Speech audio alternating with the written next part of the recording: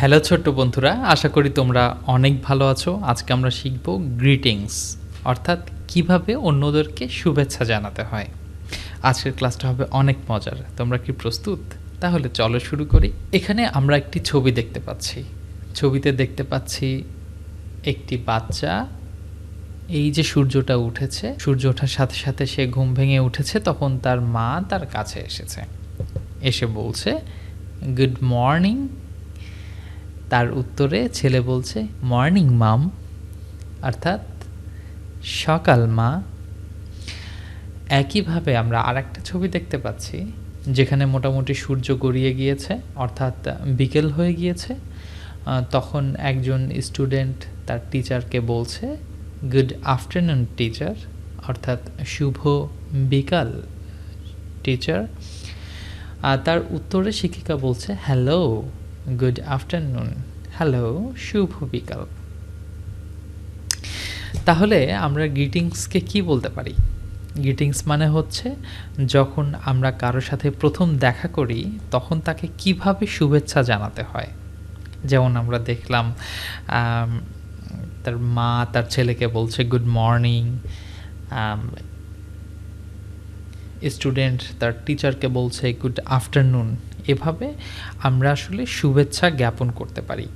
পরবর্তী ধাপে আমরা যেটা দেখতে পাই যে সূর্যটা মোটামুটি অস্ত চলে যাচ্ছে, ঠিক এরকম একটি সময়, সন্ধ্যা হয়ে গিয়েছে প্রায়। তখন একটি বাচ্চা একটি দোকানদারকে বলছে গুড ইভিনিং, অর্থাৎ শুভ সন্ধ্যা, অথবা শুভ রাত্রিতেও আমরা গুড ইভিনিং ইউজ করতে পারি যদি বিদায় না নিই। যদি রাতে বিদায় নেওয়ার প্রয়োজন হয় তাহলে আমরা বলতে পারি গুড নাইট, অর্থাৎ শুভ রাত্রি। সি ইউ টুমরো, অর্থাৎ আগামীকাল দেখা হবে।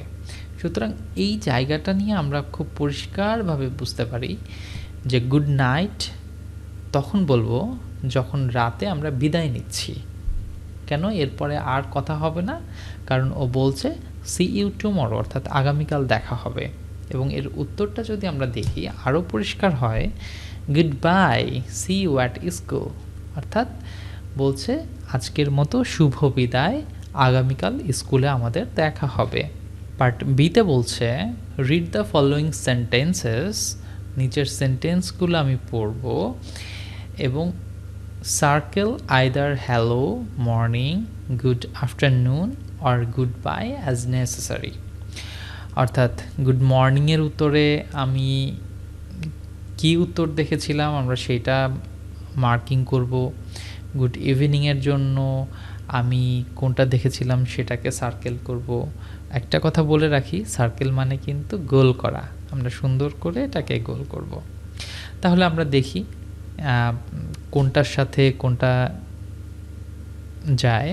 সো যখন আমরা যখন তার মা তার বাচ্চাকে বলেছিল গুড মর্নিং, তখন কিন্তু তার উত্তরে এসেছিল গুড মর্নিং, অর্থাৎ সকাল।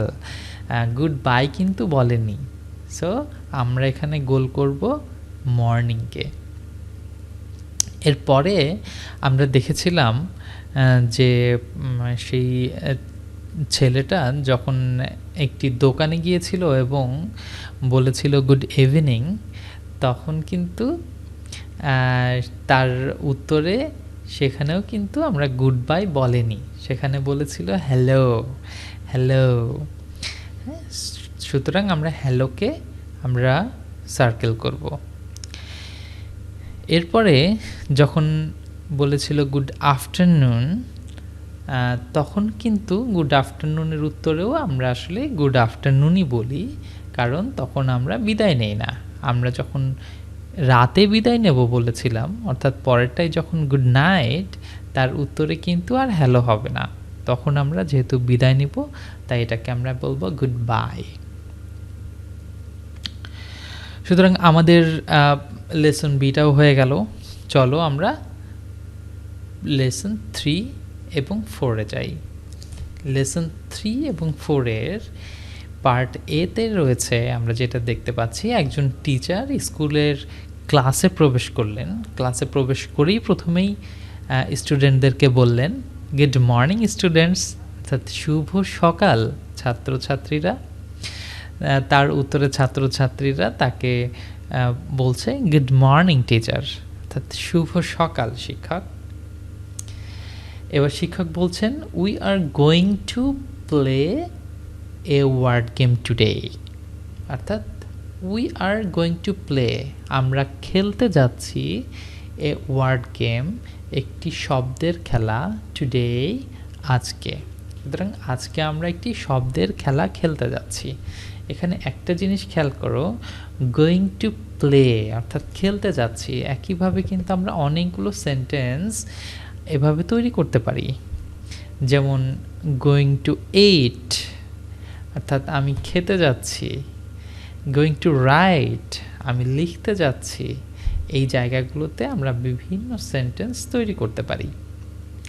তো এর উত্তরে স্টুডেন্টরা কি বলেছে? হুররে, লেটস স্টার্ট, বলছে হুররে, চলেন শুরু করি।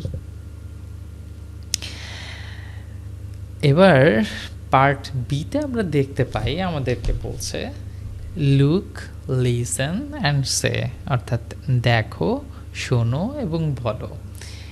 এখানে একটি ছেলে আর একটি মেয়ে রয়েছে। ছেলেটির নাম হাসান এবং মেয়েটির নাম সাবিনা। তো হাসানের সাথে যখন সাবিনার দেখা হয়, হাসান প্রথমে গ্রিটিংস করে, গুড আফটারনুন সাবিনা, শুভ বিকাল সাবিনা। তার উত্তরে সাবিনা বলে গুড আফটারনুন হাসান,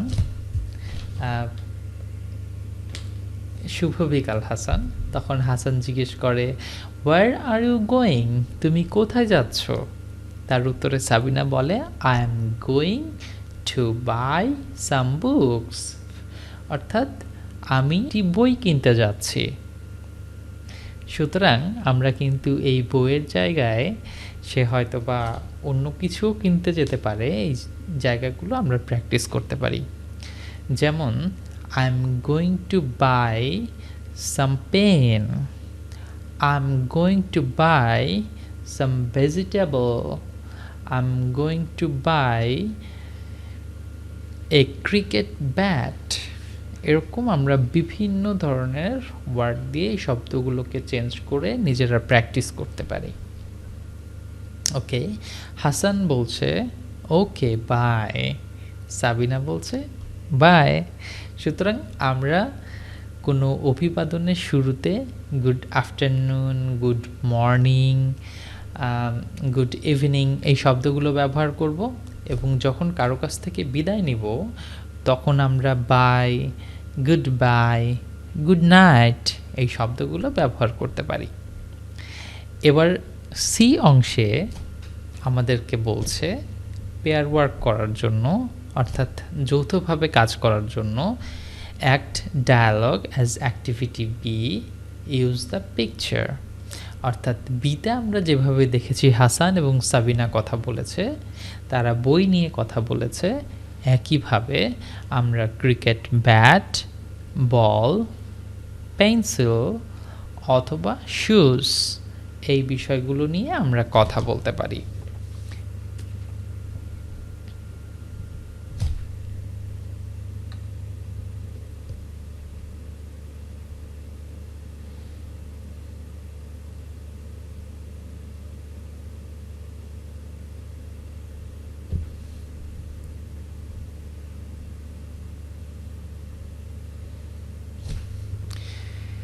তোমাদেরকে একটা ইনফরমেশন দিয়ে রাখি, সেটা হচ্ছে হ্যালো এবং হাই বলাও কিন্তু অনেক মজার এবং সহজ, এবং আমরা খুব দ্রুত কাউকে শুভেচ্ছা জানানোর ক্ষেত্রে হ্যালো বা হাই কথাটা ইউজ করতে পারি।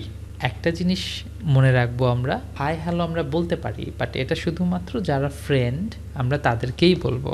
যারা আমাদের চেয়ে বড়, শ্রদ্ধেয় শিক্ষক, বাবা মা, তাদের সাথে যখন আমরা অভিবাদন জানাবো বা তাদের সাথে যখন আমরা গ্রিটিংস করব, তখন হ্যালো বা হাই ব্যবহার না করাই ভালো। তখন আমরা good morning, good afternoon, good evening এগুলোই ব্যবহার করার চেষ্টা করব। তাহলে চলো এই লেসন থেকে আমরা কি শিখলাম এবং সেটা আমাদের পরীক্ষায় কী ধরনের প্রশ্ন আসতে পারে তার একটু ছোট্ট এক্সারসাইজ করে নেই। পরীক্ষা প্রস্তুতির জন্য আমি এখানে ৩টি বা ৪টি ধাপের কথা বলেছি। একটা হচ্ছে fill in the blanks with suitable word, অর্থাৎ সিচুয়েশন দেওয়া থাকবে, আমাদেরকে ফিল ইন দ্য ব্ল্যাঙ্কসে অর্থাৎ যেখানে শূন্যস্থান থাকবে সেখানে আমাদের উপযুক্ত শব্দ দিয়ে পূরণ করতে হবে। সো ইন দ্য মর্নিং অর্থাৎ সকালে, উই সে, সকালে আমরা কি বলি? Good morning. In the afternoon, afternoon we say, আফটারনুনে আমরা কি বলি?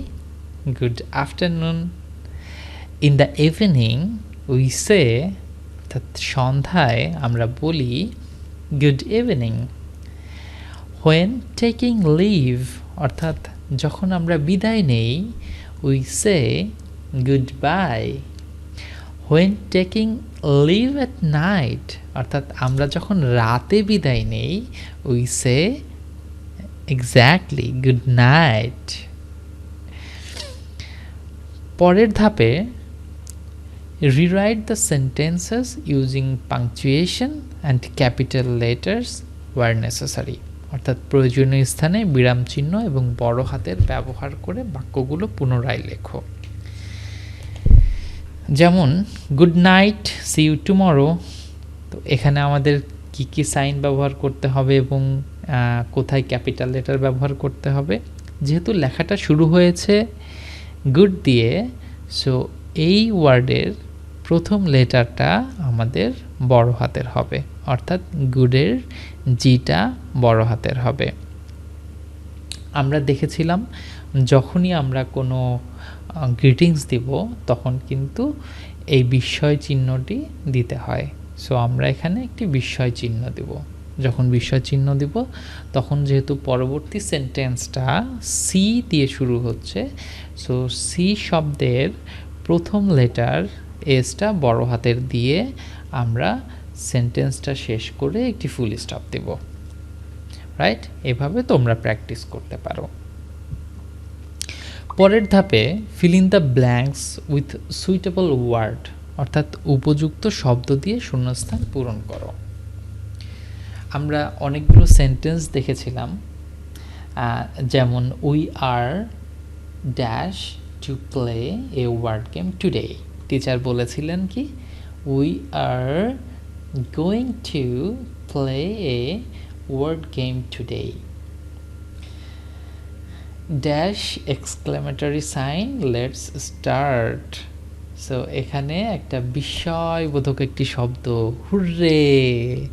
আমরা যে কোনো ধরনের বিস্ময়বোধক শব্দে, যে কোনো ধরনের আবেগীয় শব্দ প্রকাশ করার ক্ষেত্রে যে ধরনের এক্সক্লেমেটরি ওয়ার্ড ব্যবহার করি সেখানে আমাদের অবশ্যই বিস্ময় চিহ্ন দিতে হয়।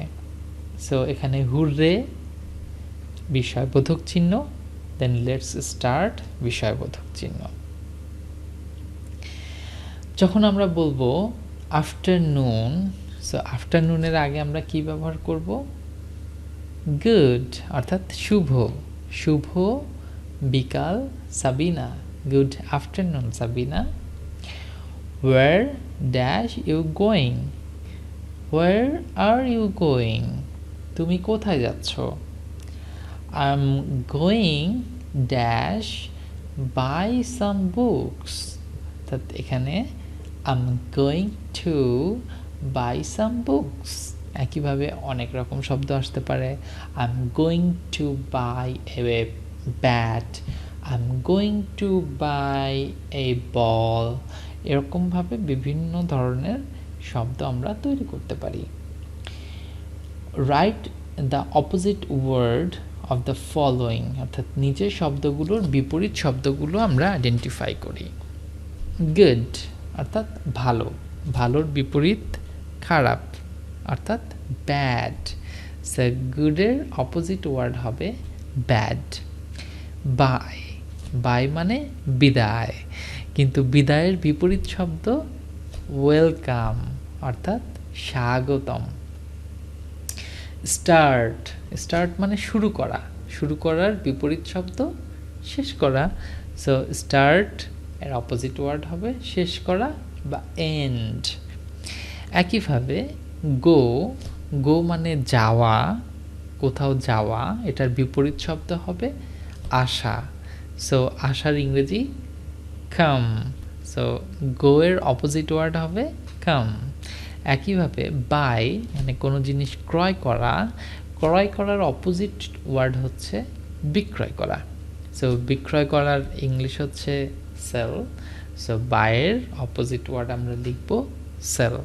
সো এইভাবে তোমরা তোমাদের এক্সামের প্রিপারেশনটা নিতে পারো। আজ আমরা তাহলে কি শিখলাম? আজ আমরা শিখলাম গ্রিটিংস কিভাবে বলতে হয় এবং কখন কোনটা ব্যবহার করতে হয়।